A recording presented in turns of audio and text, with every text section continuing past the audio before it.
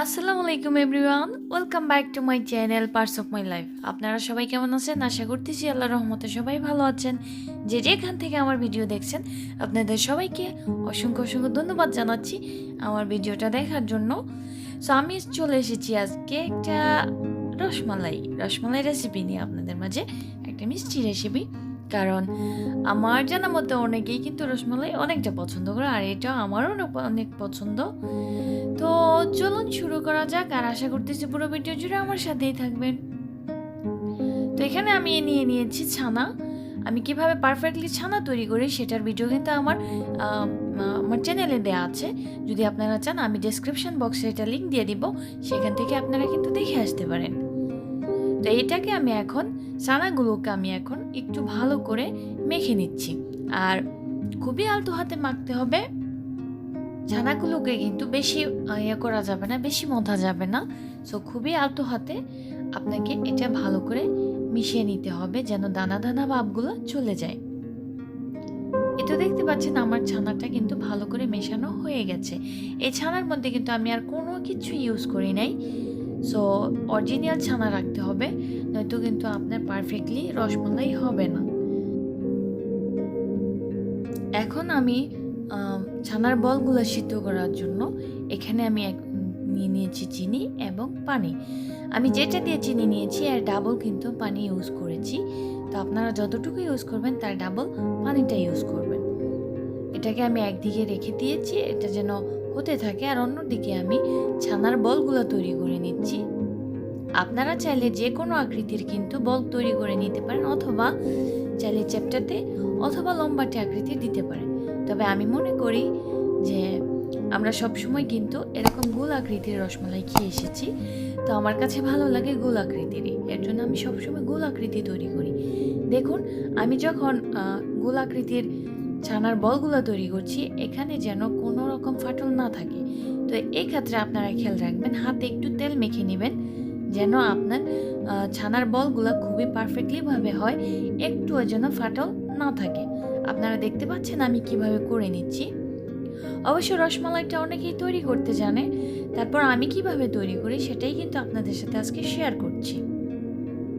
আর আশা করতেছি আমার ভিডিওটা আপনাদের ভালো লাগবে।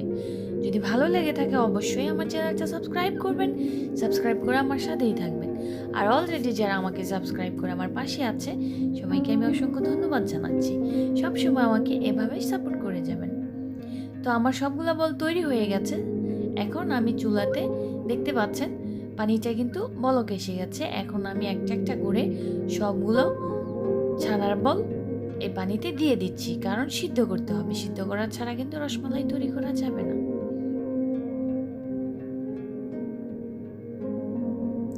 দিয়ে তারপর আমি ঢেকে দেব। দেখুন কিছুক্ষণ পর একদম কিন্তু ডাবল হয়ে গেছে, মানে একটু বড় হয়ে গেছে। আর একটুও কিন্তু কোনো অংশেই কিন্তু ফাটল ধরা না থাকার কারণে ভেঙে যায়নি। তো খেয়াল রাখবেন যখন আপনি ছানার বলটা তৈরি করবেন তখন যেন খুবই পারফেক্টলিভাবে হয়। দেখুন আমার বলগুলা কিন্তু প্রায় দ্বিগুণ হয়ে গেছে। প্রায় 15 মিনিটের মতো আপনাকে এটা সিদ্ধ করতে হবে। আর কখন বুঝতে পারবেন যে আপনারটা সিদ্ধ হয়ে গেছে? একটা বাটিতে আপনি ঠান্ডা পানি নিয়ে নেবেন। ঠান্ডা পানিতে নেওয়ার পর যখন এটা রাখবেন, দেখবেন যদি পানি নিচে চলে যায় তার মানে এটা সিদ্ধ হয়ে গেছে। এখন আমি যখন সিদ্ধ হয়ে গেছে বুঝতে পেরেছি, তারপর একটা ছাঁকনির মধ্যে এই রসমালাইয়ের বলগুলা রেখে দিচ্ছি, যেন যে পানিটা আছে সেটা ঝরে যায়। এখন আমি রসটা তৈরি করার জন্য এখানে নিয়ে নিয়েছি 1 লিটার দুধ।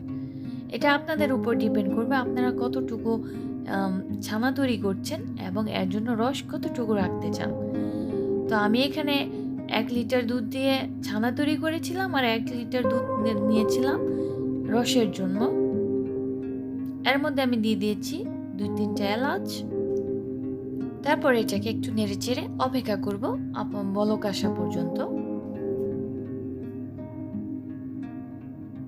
কিছুটা হয়ে যাওয়ার পর তারপরে এর মধ্যে আমি অ্যাড করে দিচ্ছি চিনি। আপনারা যদি বেশি মিষ্টি খান তাহলে বেশি চিনি দিতে পারেন, যদি কম মিষ্টি খান তাহলে কম চিনি দিতে পারেন। এটা সম্পূর্ণটাই আপনাদের উপর নির্ভর করবে। আমরা যেহেতু কম চিনি খাই, তো এর জন্য আমি কম চিনি দিয়েছি। আর এখানে দিয়ে দিচ্ছি আমি গুঁড়ো দুধ। গুঁড়ো দুধটা দিলে খাওয়া এই যে রসমালাইটা তৈরি করা হয় এই স্বাদটা কিন্তু প্রচুর গুণে বেড়ে যায়। সো চেষ্টা করবেন গুঁড়ো দুধটা দেওয়ার জন্য, আর যদি না থাকে স্কিপও করতে পারেন, কোনো সমস্যা নেই। এখন এটাকে ভালো করে একসাথে মিশিয়ে নিচ্ছি। তারপর অপেক্ষা করব যখন 1 লিটার দুধ আধা লিটারে চলে আসবে, কারণ এটাকে পারফেক্টলি ভাবে আমাদের শুকিয়ে নিতে হবে, নয়তো কিন্তু স্বাদটা ভালোভাবে পাওয়া যাবে না।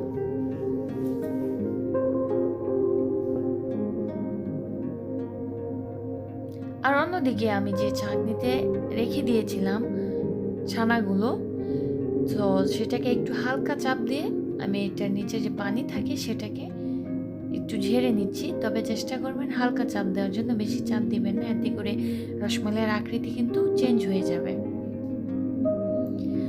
ওইটা না করার পর তারপর আমি এখন যে রসটা তৈরি করেছিলাম দুধের, সেই রসের মধ্যে কিন্তু ছানাগুলো দিয়ে দিয়েছি।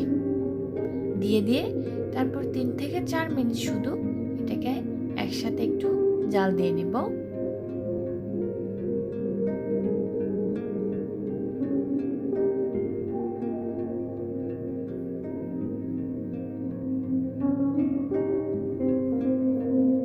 আমার রসমালাই কিন্তু প্রায় পারফেক্টলি হয়ে গেছে।